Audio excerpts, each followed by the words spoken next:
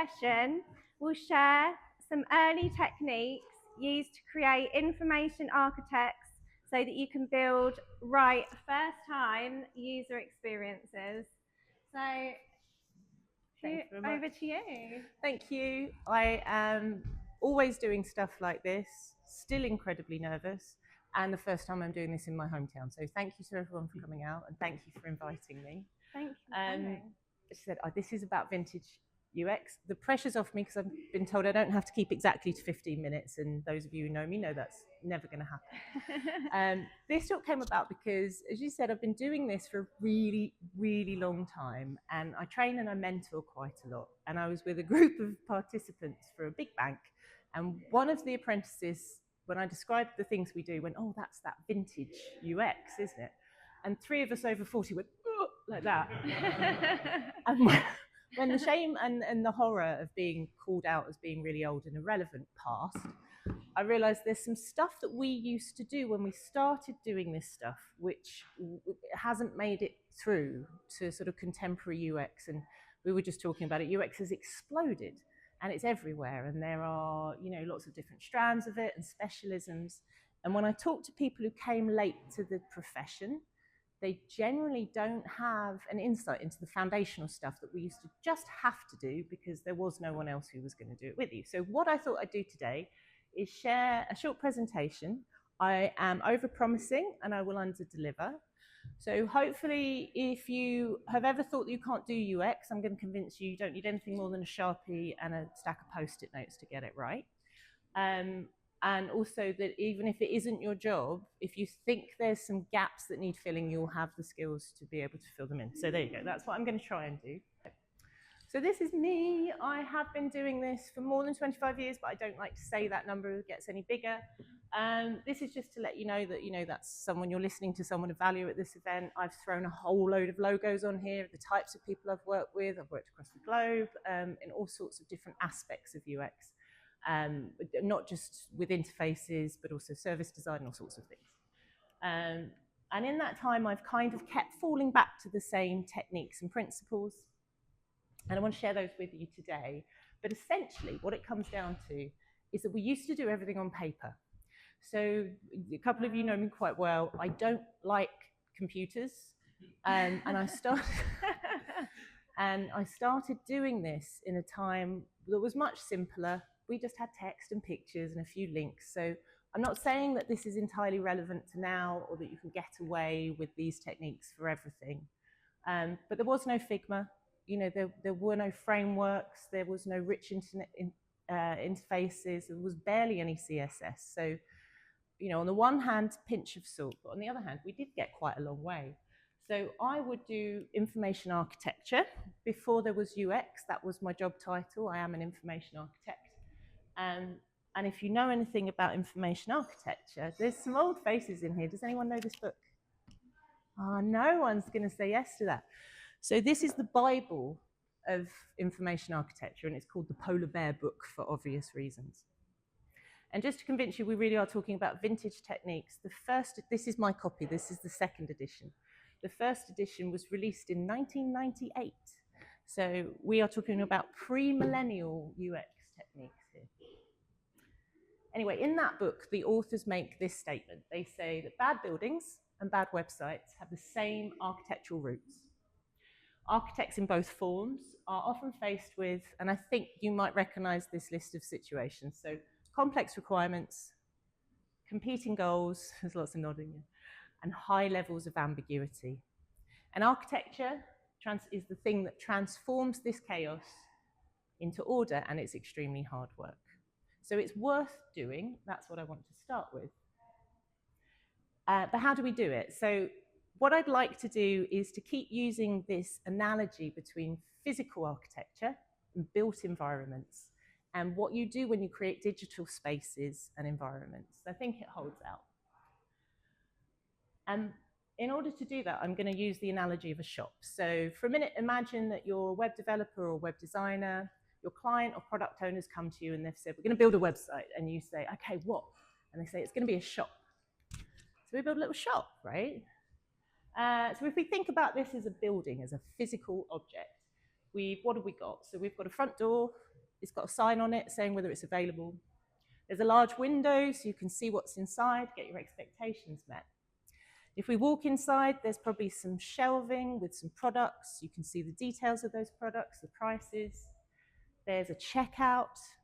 And this shop has an upstairs, so there's an additional room.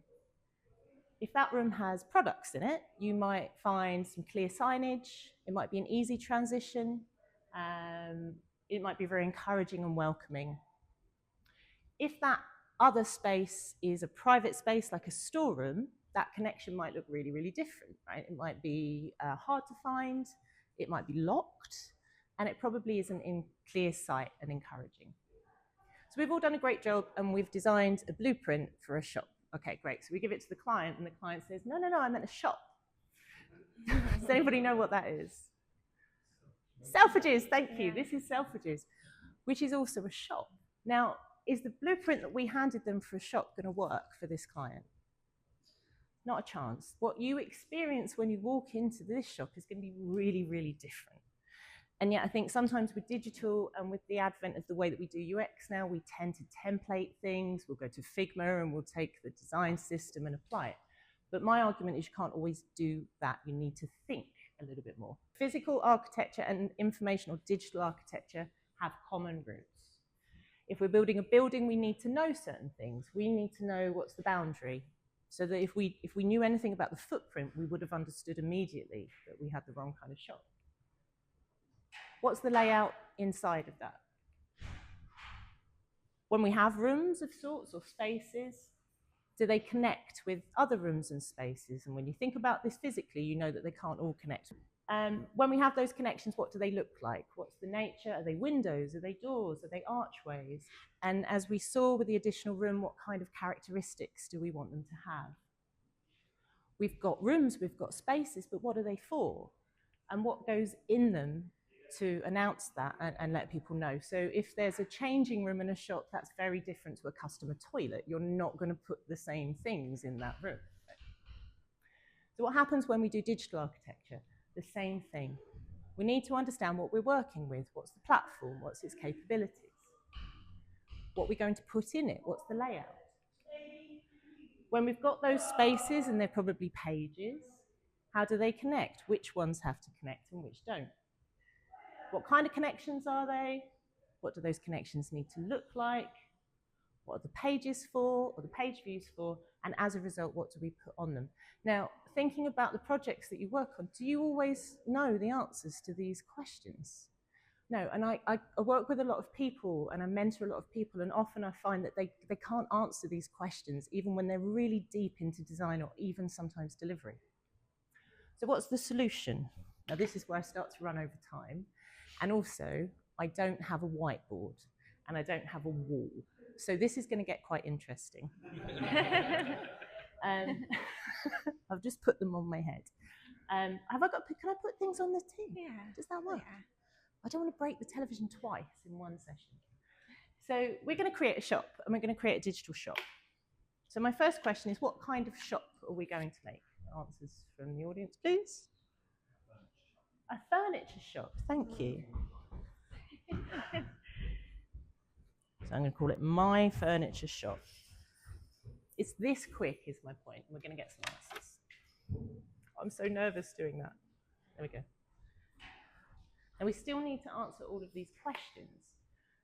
So the boundary is it's a WordPress site. We've got some kind of checkout feature. There's a product catalog behind it. We'll answer all of those quickly. That's our first space. We've got a furniture shop. What's the layout? What else do we need in this shop? Or would we like? Anything? Sorry? Lighting. So we've got a product. Yeah? So we've got a product page, and it is lighting. Is there just one type of light, or do we have many types of lights? Many types of lights. So we might want a general section for lighting, and then I'm going to call it a PDP, which those of you who know will mean a product detail page. So we've got an individual page for each type of light. In fact, we know we've got lots of those. So we'll make a little stack. Okay. Anything else we might want in this space as a shop? Think about what was in the first shop that we built. A checkout, thank you. We need to buy the things. So that's another individual space. And I'll speed things along. We might also want a contact form, typical things. And because we're a cool, funky furniture shop, let's have an about us section as well, so people know how great we are. All right. I'm just going to move these around, which I can do very easily because I've only made post-it notes. So we've got a furniture shop that only sells lights. Does that sound right? No. So we've probably got some other products going on there as well. What other products might we have? Sofas. Sofas. Sofas. Wardrobes. That will do because we're in Tables.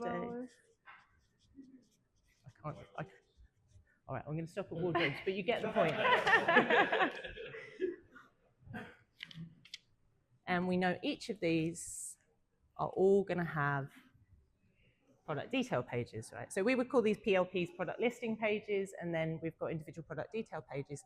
And those of you who are designers and developers will start to think different things now that you can see this all laid out, right? We've got 3 different types of furniture. We've got contact us, about us, and a checkout. Which of these, and individual product pages, all of these need to be connected to each other all the time? Are the connections there? Say I'm on the contact us page. Do I need to be able to join to an individual product page? No. So I know I don't need to put that there. These can live and only be exposed under here. And you're starting to answer so many of those questions just by doing that. So we know which connections. We can start to think about what types of connections we've got.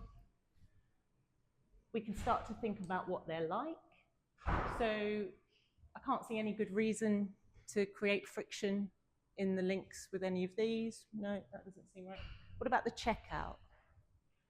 Yeah, we need a little bit of friction here, don't we? Just something to slow people down as they go into the checkout, particularly if they haven't explored any of the rest of the site.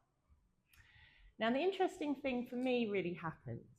This is information architecture, right? We all recognize that as a noun, but I'm trying to convince you it's also a verb, a thing that you do. What goes into this page, the contact page? What do we need on that page? What goes in the room? Sorry? Telephone numbers. Telephone numbers, email. Address. Form maybe, address, exactly. Is that the same as what goes into the wardrobes page? No. So now you know you've got at least 2 different templates that you need to build with 2 different sets of things inside. What about the product pages and the product detail pages? Do they look the same?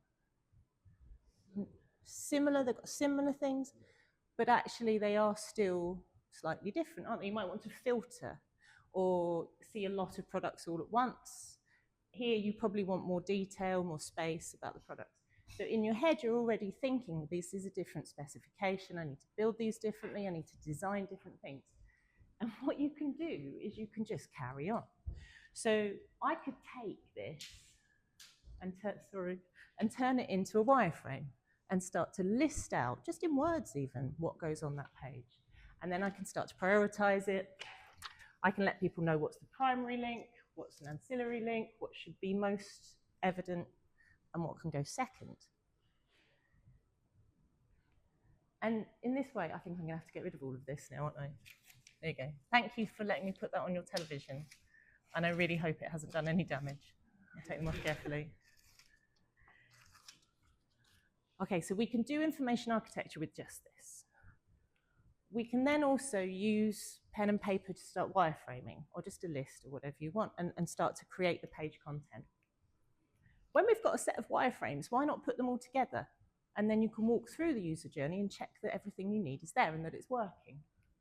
And then once you've done that yourself, well, then you could kind of sit down with somebody else, and before you know it, you've tested an entire interface before you've committed any code, before you've designed anything, and you know the foundations are solid.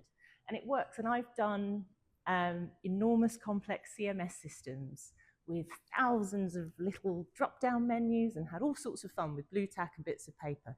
And I promise you could prototype really complicated digital environments that way.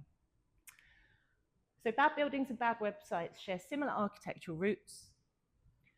We're often faced with really complex requirements, competing goals and high levels of ambiguity, and the work to make sense of all of that needs to happen and is really easy to do, actually, before you start to build anything. That's me. Thank you so much. It's been an absolute pleasure. Please don't spam my private email. I'm never on Twitter. I just think it's funny. But my LinkedIn account is there, and I'd love to talk to you there or here or anywhere else. Thank you very much.